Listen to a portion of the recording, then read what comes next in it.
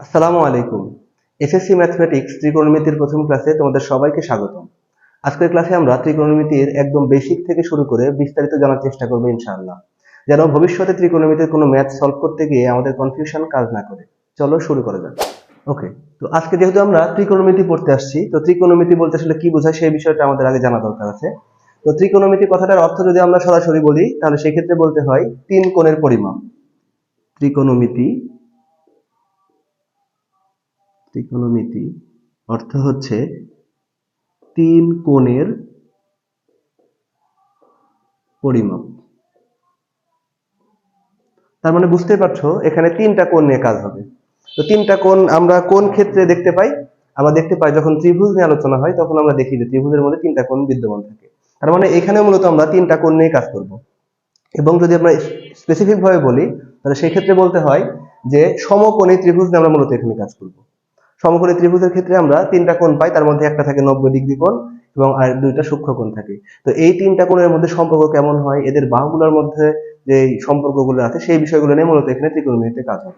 তো এইখানে দেখো আমরা একটা সমকোণী ত্রিভুজ এঁকে রেখেছি।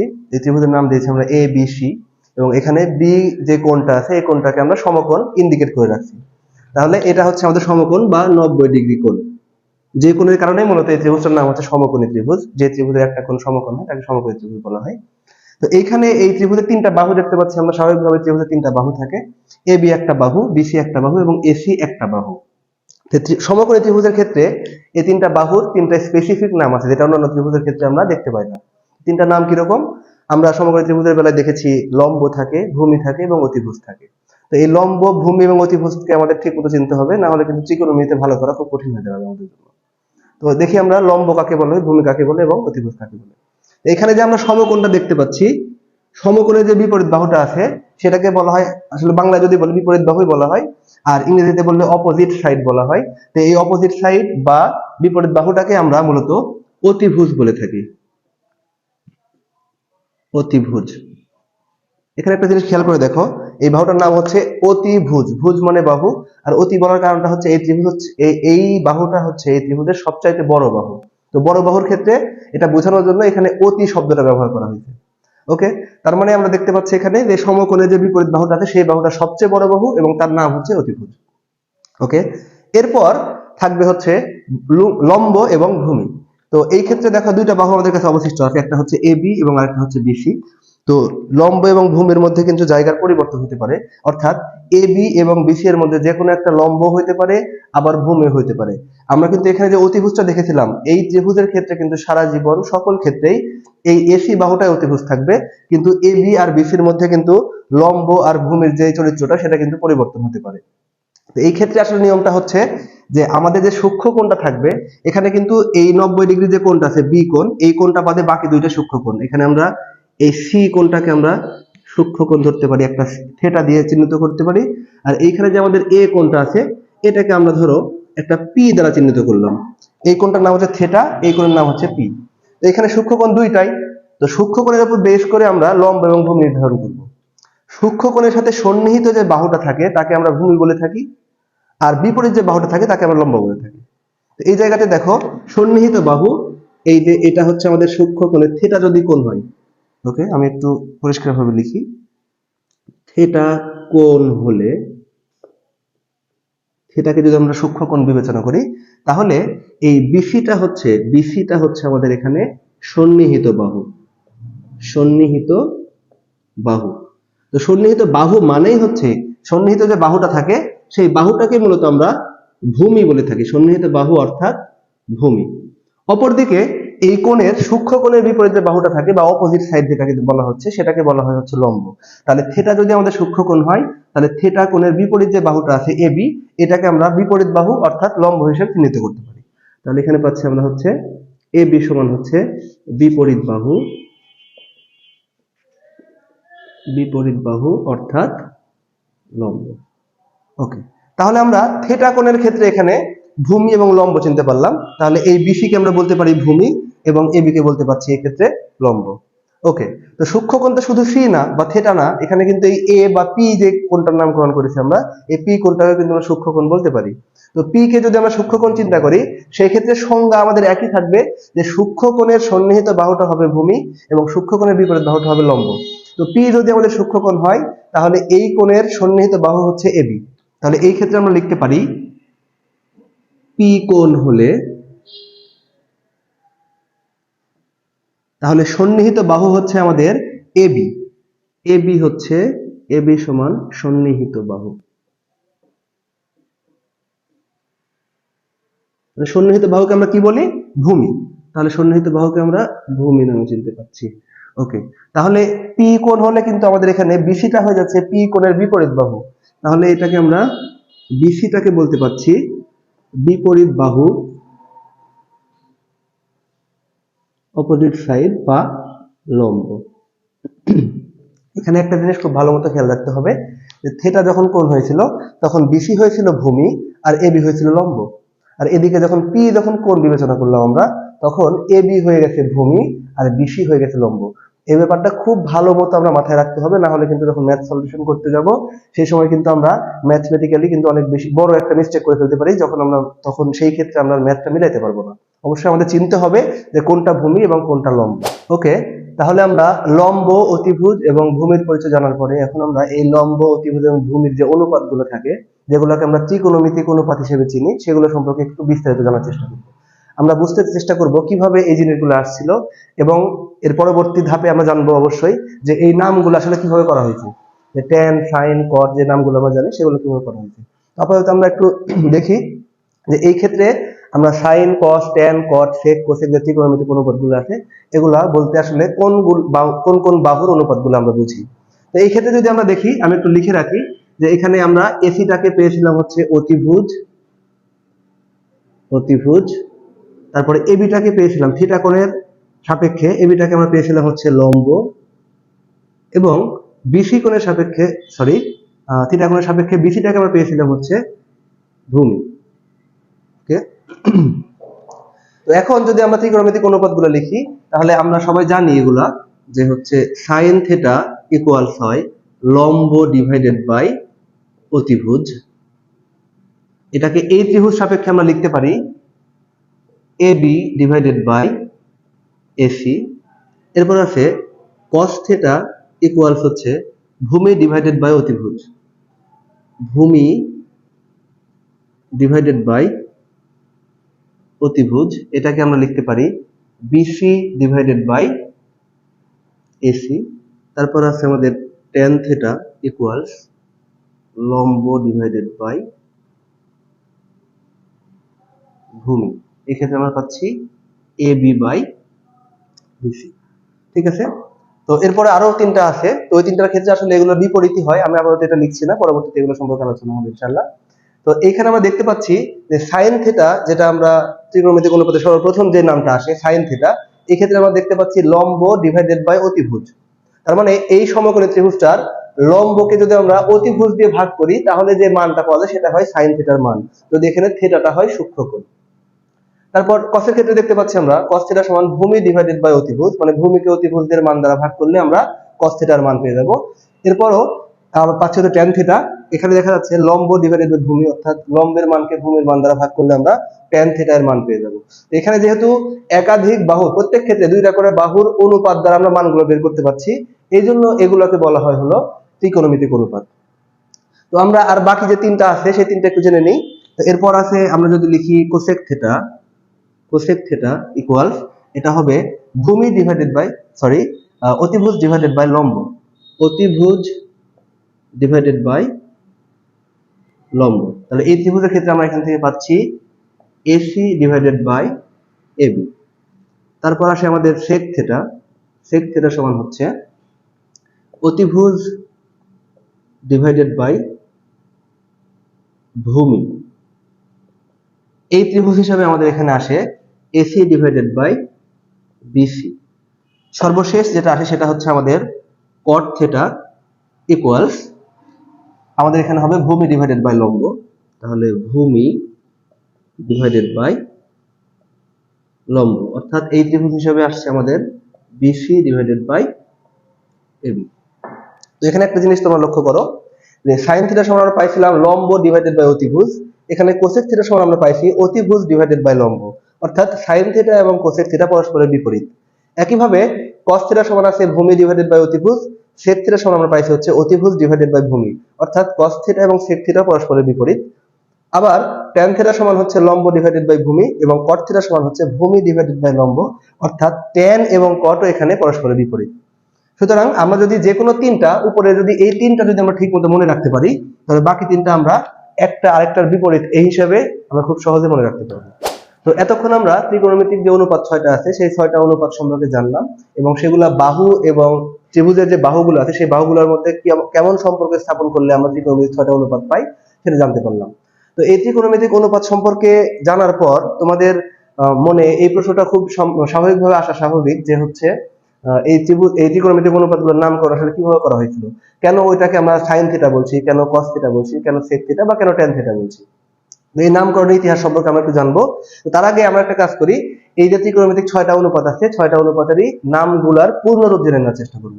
তো প্রথমত যেটা আমরা জানি সাইনের পূর্ণরূপ হচ্ছে, এটার উচ্চারণ আসলে সাইনই হয়, সেই ক্ষেত্রে শুধু বানানের ক্ষেত্রে একটা পরিবর্তন, আমরা SIN সংক্ষিপ্ত ভাবে সাইন লিখি, এই এন এর পরে একটা ই যুক্ত হবে, তাহলে আমরা পেয়ে যাচ্ছি সাইন। ওকে, তারপর আমরা দ্বিতীয় যে ত্রিকোণমিতিক অনুপাতটা নরমালি ব্যবহার করি সেটা হচ্ছে কস। তো এই কসের পূর্ণরূপ হচ্ছে কোসাইন। বুঝতে পারছো, এই কোসাইনটা হচ্ছে সাইনের সাথে একটা অংশ। ওকে, এরপর আছে হচ্ছে সেক, সেকের পূর্ণরূপ হচ্ছে সেকেন্ড। তারপর আসে কোসেক, কোসেকের পূর্ণরূপ হচ্ছে কোসেকেন্ড। এই ক্ষেত্রেও দেখো সেক আর কোসেক আসলে প্রকৃতপক্ষে একে অপরের পরিপূরক বলা যেতে পারে। এরপর আছে হচ্ছে ট্যান থিটা, যেটাকে আমরা বলি ট্যানের পূর্ণরূপ হচ্ছে ট্যানজেন্ট, আর ট্যানজেন্টের সহযোগী যেটা সেটা হচ্ছে কট। কটকে আমরা পূর্ণরূপ হিসেবে বলি কোট্যানজেন্ট। তাহলে দেখতে পাচ্ছ যে এখানে এক জোড়া করে একটা আমরা পাচ্ছি যে হচ্ছে সাইন আর কোসাইন একসাথে, সেকেন্ড আর কোসেকেন্ড একসাথে, আর ট্যানজেন্ট এবং কোট্যানজেন্ট হচ্ছে একসাথে। তো এখানে এই নামগুলোর একটু প্রথমত এই সাইন, সেকেন্ড এবং ট্যানজেন্ট এই তিনটা নামের অর্থ একটু আমরা জেনে নেব, তারপর এগুলো আসলে কিভাবে এই ত্রিভুজের সাথে যে অর্থের সাথে যে সম্পর্কটা আছে এদের মধ্যে সেটা আমরা জানার চেষ্টা করব। তো সাইন শব্দের অর্থটা হচ্ছে জ্যা বা অর্ধ জ্যা, আর সেকেন্ড শব্দের অর্থ হচ্ছে ছেদক, আর ট্যানজেন্ট শব্দের অর্থ হচ্ছে স্পর্শক। তো এখন তোমাদের মনে প্রশ্ন আসবে খুব স্বাভাবিকভাবে যে ট্যানজেন্ট মানে যদি স্পর্শক হয় বা সেকেন্ড মানে যদি ছেদক হয়, তাহলে এগুলা কিভাবে ত্রিকোণমিতিক অনুপাত হচ্ছে, কিভাবে আসলে এই জিনিসটা কাজ করছে সেটা আমরা একটু প্রমাণ করার চেষ্টা করব। তো এখানে আমরা একটা বৃত্ত এঁকে রেখেছি, যে বৃত্তের কেন্দ্র হচ্ছে ও এবং বৃত্তের ব্যাসার্ধ হচ্ছে OB অথবা OC, যে কোনো একটা ধরলেই হবে। আর এই পাশে একটা ত্রিভুজ আঁকা আছে, এই ত্রিভুজের তিনটা শীর্ষবিন্দু ABO, তার মধ্যে O বিন্দুটা আছে বৃত্তের কেন্দ্র বরাবর এবং B বিন্দুটা আছে বৃত্তের পরিধির উপর। এছাড়া A শীর্ষবিন্দুটা বৃত্তের বাইরে অবস্থান করছে। আর এখানে যে CD জ্যাটা আমরা এঁকে রেখেছি, CD জ্যাটা হচ্ছে এই O কেন্দ্রবিশিষ্ট বৃত্তের একটা জ্যা এবং এই জ্যাটা OB ব্যাসার্ধটাকে E বিন্দুতে ছেদ করছে। তো এই চিত্রটা থেকে আমরা এখানে প্রমাণ করব যে কেন ওই ট্যান থিটা ট্যানজেন্ট নামটা আসছে, কিভাবে এখান থেকে আসলো, যে ট্যানজেন্ট মানে হচ্ছে যে স্পর্শক, স্পর্শক থেকে কিভাবে নামটা আমরা পাইছি। তো এখানে আমরা যে বৃত্তটা এঁকেছি, এই বৃত্তের যে ব্যাসার্ধ সেটাকে আমরা 1 একক বিবেচনা করব, অর্থাৎ এইটা OC সমান হচ্ছে 1 একক, আমরা OB সমান 1 একক বলতে পারি। তো এই ক্ষেত্রে আমরা একটু লিখে রাখি, OC ইকুয়ালস OB সমান হচ্ছে 1 একক। তো নিচে আমরা লিখি, দেখতে সুবিধা হবে, OC ইকুয়ালস OB সমান হচ্ছে 1 একক। ওকে, তো এখন আমরা যদি এই A ও B ত্রিভুজের মধ্যে খেয়াল করি, তাহলে এখানে AB টা হচ্ছে, যদি আমরা এই কেন্দ্র বরাবর যে এখানে A ও B যে কোণটা উৎপন্ন হয়েছে এটাকে যদি আমরা থিটা চিন্তা করি, তাহলে এখানে আমরা দেখতে পাচ্ছি যে OA টা হচ্ছে এই সমকোণী ত্রিভুজের একটা অতিভুজ, OB টা হচ্ছে ভূমি, কারণ এটা হচ্ছে সূক্ষ্মকোণের সন্নিহিত বাহু, এবং AB টা হচ্ছে সূক্ষ্মকোণের বিপরীত বাহু অর্থাৎ লম্ব। তাহলে এখান থেকে আমরা লিখতে পারি যে ট্যান থিটা সমান হচ্ছে লম্ব বাই ভূমি, তাহলে এই ক্ষেত্রে লম্ব হচ্ছে AB ডিভাইডেড বাই OB। ওকে, তাহলে tan থিটা সমান আমরা পাচ্ছি হচ্ছে লম্ব ডিভাইডেড বাই ভূমি, মানে হচ্ছে এবি বাই ওবি। ওকে, তাহলে এবি সমান যেহেতু লম্ব, আমরা এখানে একটু লম্ব লিখে রাখলাম, সরি। এবি সমান সমান, এই ক্ষেত্রে আমরা একটা জিনিস আমি তোমাদেরকে বলে রাখি, এখানে যে আমাদের ওবি রেখাটা আছে, ওবি হচ্ছে একটা ব্যাসার্ধ, এবং এবি রেখাটা হচ্ছে এই বৃত্তের উপর বি বিন্দু বরাবর একটা, ওবি ব্যাসার্ধের উপর একটা স্পর্শক, মানে ওবি ব্যাসার্ধগামী একটা স্পর্শক হচ্ছে আমাদের এখানে এবি। তাহলে এবি হচ্ছে একটা স্পর্শক। ওকে, তাহলে এবিটাকে আমরা ইচ্ছা করলে এখানে স্পর্শক বলতে পারি, স্পর্শক ডিভাইডেড বাই ওবি। এই বৃত্তের ক্ষেত্রে কিন্তু আমরা প্রথমে বলে রেখেছিলাম যে এই বৃত্তের ব্যাসার্ধ হবে 1 একক। তাহলে ওবি সমানকে আমরা 1 বলতে পারি না? অবশ্যই বলতে পারি। তাহলে আমরা এখানে লিখে দিলাম স্পর্শক ডিভাইডেড বাই 1। তাহলে এইখান থেকে আমরা কি পাচ্ছি দেখো তো, এখান থেকে কিন্তু আমরা দেখতে পাচ্ছি যে tan থিটা সমান সমান পাওয়া গেল হচ্ছে স্পর্শক। তো এইরকম ক্ষেত্র থেকে আসলে মূলত ট্যানজেন্ট নামটা এসেছিল, যেহেতু এটা হচ্ছে মূলত একটা এই বৃত্তের উপরে বি বিন্দু বরাবর একটা স্পর্শক, এজন্য আমরা এটাকে ট্যানজেন্ট বলে থাকি। এখন যদি আমরা সেক থিটা নিয়ে কথা বলি, তো সেক থিটার ব্যাপারে একটু আগে আমি বলে রেখেছিলাম, সেক থিটা মানে হচ্ছে সেকেন্ড, মানে হচ্ছে ছেদক। তাহলে এখান থেকে সেকেন্ড কেন কথাটা, এই ছেদক কথাটা কেন এর মধ্যে আসছে, সেই ব্যাপারটা একটু বোঝার চেষ্টা করবো আমরা। তো সেকেন্ড, এই ত্রিভুজের ক্ষেত্রে যদি আমরা সেকেন্ড লিখি, মানে সেক থিটা যদি লিখি, তাহলে সেক থিটা সমান সমান, এই থিটা সূক্ষ্মকোণ হলে সেক মানে আমরা জানি হচ্ছে অতিভুজ ডিভাইডেড বাই ভূমি। তাহলে এখানে আমরা লিখি অতিভুজ হচ্ছে আমাদের এখানে ও এ ডিভাইডেড বাই ভূমিটা হচ্ছে আমাদের এখানে ওবি। আমরা এই বড় ত্রিভুজটার ক্ষেত্রে খেয়াল করছি, এ ও বি ত্রিভুজের ক্ষেত্রে। তাহলে ও এ ডিভাইডেড বাই ওবি। তো এখন দেখো, আমরা কিন্তু আগে বলে রেখেছিলাম যে ওবিটা হচ্ছে এই বৃত্তের ব্যাসার্ধ, ওসিও এই বৃত্তের ব্যাসার্ধ, এবং সেটা হচ্ছে 1 একক। সুতরাং আমরা ইচ্ছা করলে ওবি এর জায়গায় 1 একক 1 একক বসাইতে পারি। তো এই জায়গাতে আমরা ওবি সমান সমান 1 একক বসাই দিলাম 1, এবং ও এ সমান সমান, খেয়াল করে দেখো ও এটা কি, এখানে ও এ হচ্ছে এই ত্রিভুজের অতিভুজ, এবং এই অতিভুজ রেখাটা কি আমাদের এই বৃত্তটাকে সি বিন্দুতে ছেদ করে নাই? অবশ্যই করছে। তাহলে আমরা এই ও এ রেখাটাকে এই বৃত্তের একটা ছেদক বলতে পারি। তাহলে আমরা ও এটাকে বলে দিচ্ছি এখানে ছেদক। তাহলে এখান থেকে আমরা যদি ক্যালকুলেশন করি, তাহলে পেয়ে যাচ্ছি সেক থিটা ইকুয়াল হচ্ছে ছেদক। এই কারণেই মূলত আমরা এই অতিভুজ ডিভাইডেড বাই ভূমি যে অংশটা আছে, সেই জিনিসটাকে আমরা ত্রিকোণমিতিক অনুপাত হিসেবে নাম দিয়েছি হচ্ছে সেকেন্ড, বা সংক্ষেপে আমরা বলি সেক। এরপর যদি আমরা সাইন থিটা নিয়ে কথা বলি, তো সাইন থিটা সমান সমান আমরা লিখতে পারি সাইন থিটা ইকুয়ালস হচ্ছে লম্ব ডিভাইডেড বাই অতিভুজ। তাহলে এই ত্রিভুজের ক্ষেত্রে খেয়াল করো, লম্বটা হচ্ছে এবি এবং অতিভুজ হচ্ছে ও এ। তো এখানে একটা ভেজাল হয়ে যাচ্ছে, পুরো ত্রিভুজটা যেহেতু আমাদের হচ্ছে এবি বাহুটাও এই বৃত্তের বাইরে আছে, আবার ও এ বাহুটাও এই বৃত্তের বাইরে আছে, কিছু অংশ বাইরে আছে আর কি। তাহলে এই ক্ষেত্রে আমরা এই সাইন থিটার মানটা আমরা এই বড় ত্রিভুজের মাধ্যমে করতে পারছি না, এখানে আমাদের একটা ছোট ত্রিভুজের হেল্প নিতে হবে। সেই কারণে মূলত আমাদের এখানে এই জ্যাটা এঁকে রাখা ছিল। তো এখানে যদি আমরা একটু এই ত্রিভুজের দিকে খেয়াল করি, এই যে সি ও ই, এই ত্রিভুজে যদি আমরা খেয়াল করি সাইন থিটার ক্ষেত্রে সি ও ই ত্রিভুজের মধ্যে যদি আমরা খেয়াল করি, তাহলে সাইন থিটা সমান আমরা জানি হচ্ছে লম্ব ডিভাইডেড বাই অতিভুজ। তাহলে এই ত্রিভুজের থিটা যদি সূক্ষ্মকোণ হয়, তাহলে আমরা লম্ব বলতে পারি হচ্ছে সিই এই রেখাটাকে। তাহলে এখানে পাচ্ছি হচ্ছে সিই ডিভাইডেড বাই লম্ব ডিভাইড বাই অতিভুজ। তাহলে এখানে অতিভুজটা হচ্ছে আমাদের ওসি, এই ছোট ত্রিভুজের মধ্যে অতিভুজটা হচ্ছে ওসি। তাহলে আমরা এখানে লিখে ফেললাম ওসি। তাহলে এই সিই যে অংশটা আছে, এটা কি একটু খেয়াল করো তো, এটা হচ্ছে আমাদের সিডি যে জ্যাটা ছিল, এই জ্যায়ের একটা অংশ। এবং আমরা জানি যদি আমরা বৃত্তের কেন্দ্র থেকে কোনো জ্যায়ের উপরে লম্ব টানি, তাহলে সেই ব্যাসার্ধটা, সেই রেখাটা বৃত্তের ওই জ্যাটাকে সমদ্বিখণ্ডিত করে। তাহলে এখানে যেহেতু আমরা একটা এ বি স্পর্শক এঁকে রেখেছি, এবং ও বি হচ্ছে একটা ব্যাসার্ধ, তার মানে ও বিটা অবশ্যই এই জ্যায়ের উপরে লম্ব, এবং এই ও বি রেখাটা তাহলে আমাদের এই সিডি রেখাটাকে সমদ্বিখণ্ডিত করছে, অর্থাৎ সিই আর ইডি এখানে সমান। তাহলে সিডি যদি একটা জ্যা হয়, তাহলে সিই অংশটাকে কি আমরা অর্ধ জ্যা বলতে পারি না? সেই কাজটা আমরা এখানে করে ফেলি। তাহলে সিই সমান আমরা এখানে বলে দিতে পারবো অর্ধ জ্যা। ওকে, আর ওসি হচ্ছে এই বৃত্তের ব্যাসার্ধ, যেটাকে আমরা 1 একক ধরে রেখেছিলাম, এখানে আমরা ডিভাইডেড বাই 1 বসাই দিলাম। তাহলে আমরা এখান থেকে পাচ্ছি সাইন থিটা সমান হচ্ছে অর্ধ জ্যা। যেটা আমি প্রথমে বলেছিলাম যে সাইন শব্দের অর্থ হচ্ছে জ্যা বা অর্ধ জ্যা।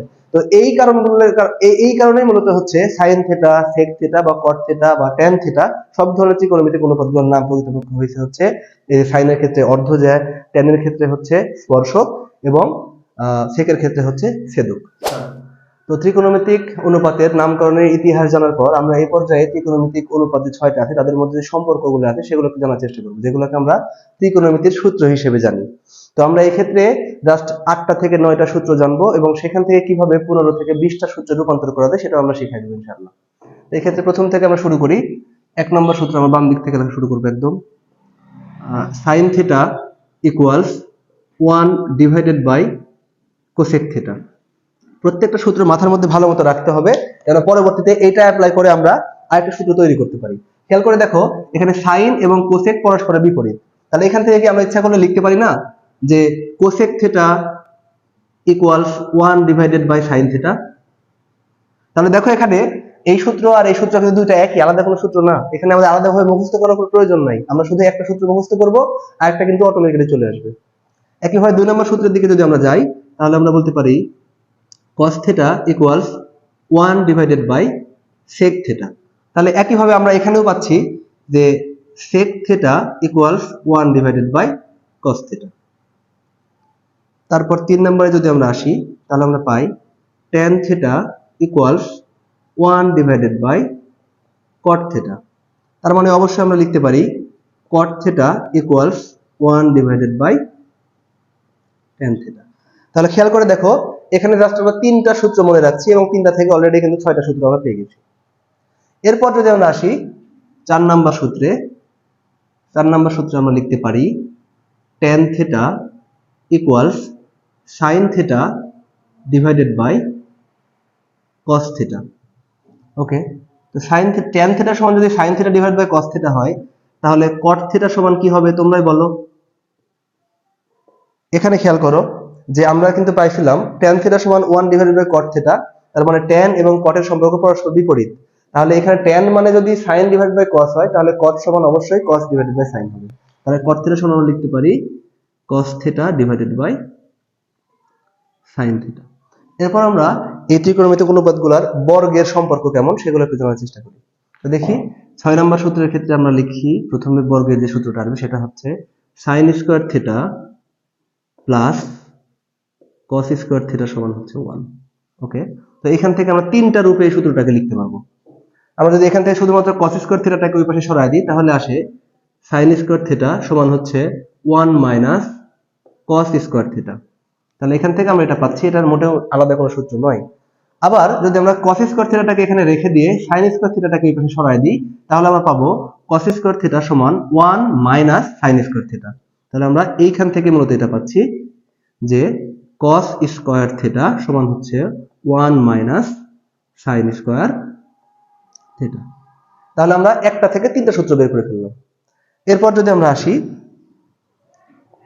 7 নম্বরে, এই ক্ষেত্রে সূত্রটা হচ্ছে sec square theta minus tan square theta সমান হচ্ছে 1। তো এইখান থেকে আমরা চাইলে লিখতে পারি tan স্কয়ার থিটাটাকে ওই পাশে যদি আমরা পাঠিয়ে দিই তাহলে সেই ক্ষেত্রে আমরা লিখতে পারছি sec স্কয়ার থিটা সমান হচ্ছে 1 প্লাস tan স্কয়ার থিটা। তাহলে একটা থেকে আমরা একটা সূত্র বের করে ফেললাম। একইভাবে আমরা কিন্তু এটাকে এভাবে লিখতে পারি যে tan স্কয়ার থিটা সমান হচ্ছে sec স্কয়ার থিটা মাইনাস 1। এইখান থেকে আমরা চিন্তা করলে বিষয়টা বুঝতে পারবো যে tan স্কয়ার থিটাটাকে আমরা এই পাশে সরাই দিলাম আর 1টাকে এই পাশে নিয়ে চলে আসলাম, তাহলে দাঁড়াচ্ছে tan স্কয়ার থিটা সমান sec স্কয়ার থিটা মাইনাস 1। তাহলে এখানেও আমরা একটা সূত্র থেকে 3টা সূত্র পেয়ে গেছি। তাহলে এখন পর্যন্ত আমরা সূত্র মুখস্থ করলাম 7টা, এখান থেকে অলরেডি কিন্তু আমরা 12-14টার মতো সূত্র পেয়ে গেছি। এরপরে আরেকটা সূত্র আমরা মুখস্থ করব, তাহলে মোটামুটি এই অধ্যায়ের জন্য এসএসসি তে যে আমাদের ত্রিকোণমিতি পড়তে হবে এসএসসির জন্য এই সূত্র কয়টা ইনশাআল্লাহ এনাফ হবে। তো 8 নম্বর সূত্র আমরা লিখতে পারি cosec square theta minus cot square theta সমান হচ্ছে 1। তাহলে তোমরা বুঝতেই পারছো যে এখান থেকে আমরা খুব সহজে ইচ্ছা করে লিখতে পারি যে cosec স্কয়ার থিটা সমান 1 প্লাস cot স্কয়ার থিটা। এখান থেকে cosec স্কয়ার থিটাটাকে আমরা রেখে দিলাম, এই পাশে 1 থাকলো আর মাইনাস cot স্কয়ার থিটা ছিল বাম দিকে, ডান দিকে গিয়ে হয়ে গেল এটা প্লাস cot স্কয়ার থিটা। একইভাবে এখান থেকে আমরা লিখতে পারি cot স্কয়ার থিটা সমান cosec স্কয়ার থিটা মাইনাস 1। তাহলে দেখো এখানে আমরা শুধুমাত্র 8টা সূত্র মুখস্থ করেছি এবং 8টা সূত্র থেকে মোটামুটি এখানে 3টা, এখানে 3টা এবং এখানে 3টা, মোট হচ্ছে 9টা, এখানে 2টা, 11টা, আর এই প্রত্যেকটা থেকে 2টা করে, মোট হচ্ছে 6টা। মোট 8টা সূত্র থেকে আমরা 17টা সূত্র মুখস্থ করে ফেলতে পারি। আমরা আলাদাভাবে প্রত্যেকটা মুখস্থ করার দরকার নাই, জাস্ট আমরা বুঝে বুঝে যদি করি তাহলে খুব সহজেই 8টা সূত্র দিয়ে আমরা পুরো অধ্যায়ের সবগুলো অঙ্ক সমাধান করতে পারবো ইনশাআল্লাহ। আশা করি আজকের ক্লাসে আলোচিত টপিকগুলো নিয়ে তোমাদের আর কোনো সমস্যা থাকবে না। পরবর্তী ক্লাসে আমরা ধারাবাহিকভাবে এই অধ্যায়ের ম্যাথ সলভ করা শুরু করবো ইনশাআল্লাহ। আমাদের চ্যানেল বা পেজে তুমি নতুন হলে ফলো এবং সাবস্ক্রাইব করে কানেক্টেড থাকো। আল্লাহ হাফিজ।